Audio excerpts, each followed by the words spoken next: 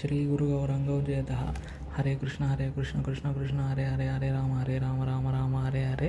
భగవద్గీత యథాతథము 3వ అధ్యాయము కర్మయోగము 22వ శ్లోకము. శ్రీ భగవాను వాచ నమే పార్థాస్తి కర్తవ్యం త్రిషు లోకేషు కించన నానవాప్తమవాప్తవ్యం వర్త ఏవచ కర్మణి.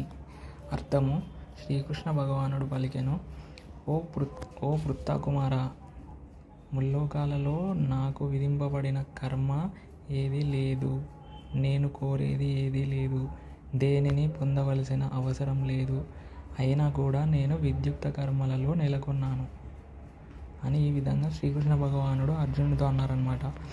ఇక్కడ అర్థం మనం చేసుకోవాల్సిన విషయం ఏమంటే, అర్జునుడు పృథా కుమార అని అంటే అర్జునునికి ఉన్న ఎన్నో పేర్లలో ఒక పేరు అనమాట. నెక్స్ట్ శ్రీకృష్ణ భగవానుడు ఇంతకుముందు శ్లోకాలలో చెప్పినట్టుగా కార్యం చేయాలి, కర్మ చేయాలి, అవి కూడా మంచి కర్మలు అయితే ఉండాలి అని అన్నారు కదా. అందులో శ్రీకృష్ణ భగవానుడు కూడా చేస్తున్నాడు అనమాట కర్మలు. Because he don't need to do anything, right? Because he has everything.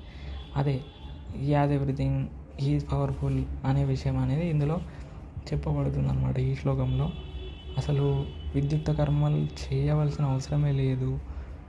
ఏ కర్మ ఆయనకి ఏదో చేయాలి కాబట్టి వచ్చి చేస్తున్నాడు అన్నట్టు లేదు.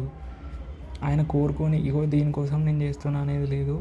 లేకపోతే ఇగో దీన్ని సంపాదించుకోవడానికి చేస్తున్నా, లేకపోతే ఇది అవసరం ఉన్నది కాబట్టి చేస్తున్నా అనేది కూడా ఏది లేదు అని చెప్తున్నారనమాట. So that we also have to do our tasks and our karmas in our day to day life in the same way. ఓకేనా? So I hope you understood something new today. And also